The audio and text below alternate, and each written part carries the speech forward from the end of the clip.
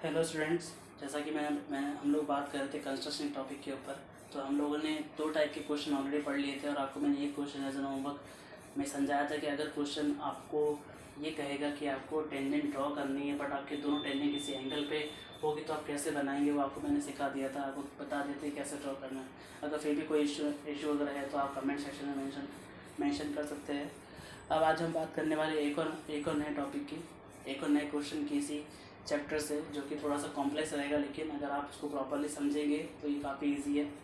अब आप लोग ध्यान देंगे, जैसे क्वेश्चन में लिखा है कि draw two circle of radius 4 centimetre and 3 centimetre such that distance between their centre is 6.5 centimetre and draw और डायरेक्ट कॉमन टेंजेंट।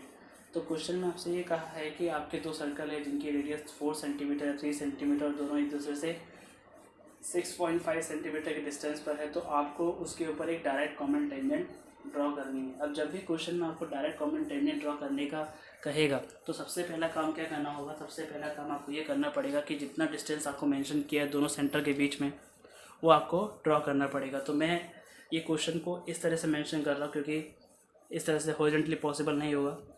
तो सबसे पहले मैंने क्या करा, सबसे पहले मैंने इस पर एक 6.5 सेंटीमीटर का 6.5 सेंटीमीटर का एक लाइन सेगमेंट ड्रॉ करा मैंने। 6.5 सेंटीमीटर का लाइन सेगमेंट ड्रॉ कर दिया मैंने यहाँ पर। तो इसको मैंने ए और इसको मैंने C1 और इसको मैंने C2 दे दिया, जो कि काफ़ी इजी रहेगा।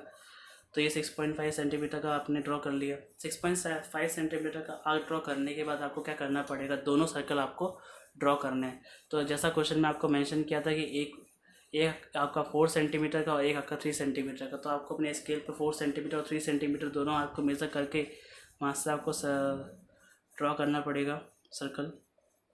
तो मैंने आपके C2 पे मैंने 4.4 सेंटीमीटर का सर्कल ड्रॉ कर दिया, जैसा कि आप लोग देख पा रहे होंगे यहाँ पर। ये मैंने 4 सेंटीमीटर का सर्कल ड्रॉ कर दिया। सिमिलरली क्या करना है, आपको 3 सेंटीमीटर मेज़र करना है।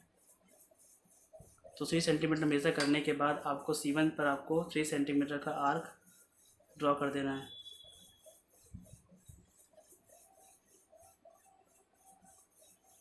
इतना करने के बाद आपको क्या करना पड़ेगा, आपको करना पड़ेगा इस लाइन सेगमेंट का बाई सेक्शन करना पड़ेगा। तो बाई सेक्शन कैसे करते हैं मैंने आपको बताया था। आपको इस लाइन सेगमेंट से हाफ या उससे थोड़ा ज़्यादा ओपन करना है, और ज़्यादा ओपन करने के बाद एक आर्क आपको यहाँ ड्रॉ करना है और एक आर्क आपको यहाँ ड्रॉ करना है इस पॉइंट के साथ में। फिर उसके दूसरे एंड पर इस रील को आप रखेंगे और वहाँ से आप एक आर्क ड्रॉ करेंगे और एक आर्क आप यहाँ ड्रॉ करेंगे। कम्प्लीटली कट होना चाहिए आपका ये। तो मैं इसको वापस से एक बार प्रॉपरली काट दूँ ताकि आपको दिखे, यहाँ पे समझ में आ जाए कि एक्चुअल में हुआ क्या। तो आप लोग देख रहे हैं कि इस पॉइंट पर आपके दोनों क्या हो रहे हैं, आपके इंटरसेक्ट हो रहे हैं। तो मैंने यहाँ पर एक लाइन सेगमेंट से ये एक जॉइनिंग पॉइंट से ये शो करवा दिया कि यहाँ पर आपका आके ये दोनों क्या हो रहे हैं, इंटरसेक्ट हो रहे हैं। उसके इंटरसेक्शन से क्या होगा, हमारे पास में यहाँ पर एक इंटरसेक्टिंग पॉइंट आएगा। उस इंटरसेक्टिंग पॉइंट से आपको एक सर्कल ड्रॉ करना पड़ेगा जो इन दोनों सेंटर को ज्वाइन करता हुआ जाएगा। तो जैसा कि आप लोग देख रहे हैं कि यहाँ पर मैंने वो सर्कल ड्रॉ कर दिया।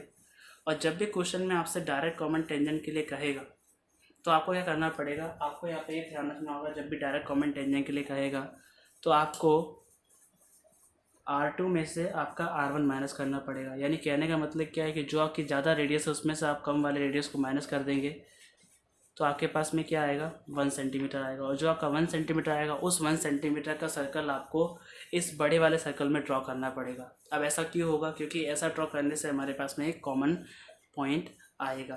तो क्या करेंगे हम लोग, ध्यान दीजिए आप लोग क्या करेंगे, जैसा कि आपने देखा कि अब जब हमने R2 माइनस R1 किया तो हमारे पास में कितना 1 सेंटीमीटर क्या है, आपका एक रेडियस आया। उस रेडियस को आपको मेज़र करना है स्केल से। और जैसे ही आप उसको मेज़र कर लेंगे तो मेज़र करने के बाद आपको जो बड़ा सर्कल है उस बड़े सर्कल पे आपको वो सर्कल ड्रॉ करना पड़ेगा।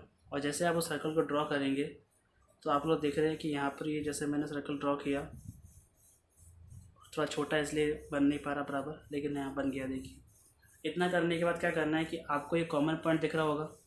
इस कॉमन पॉइंट से क्या करना है, आपको इस पॉइंट को मैच करते हुए आगे कंटिन्यू करता जाना है। तो ये आप इसको ऐसे मिला देंगे। जैसे आप मिलाएंगे तो आपके पास यहाँ एक पॉइंट रहेगा। इस पॉइंट को आप C1 वाले से मैच करवा देंगे।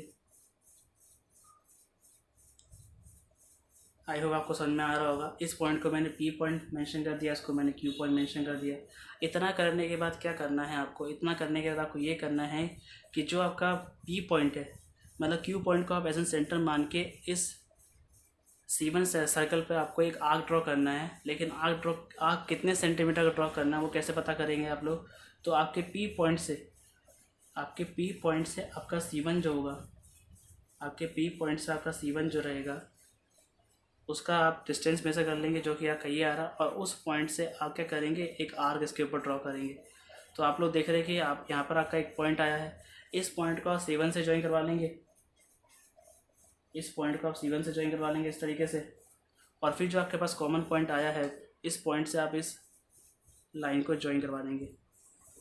तो आपके पास देख रहे हैं कि आपका डायरेक्ट कॉमन टेंजेंट आ गया, और इसको मैंने R मेंशन कर दिया। तो इस तरीके से आपको डायरेक्ट कॉमन टेंजेंट बनाना है। और इसी तरीके से आपका ट्रांसवर्स भी होता है, लेकिन ट्रांसवर्स में आपको रेडियस माइनस ना करके उसको ऐड करना पड़ेगा, और ऐड करने के बाद जो आपका रेडियस आएगा उसको आपको स्मॉलर सर्कल पे बनाना है, और वहाँ से आपको सेम प्रोसीजर अपनाना पड़ेगा।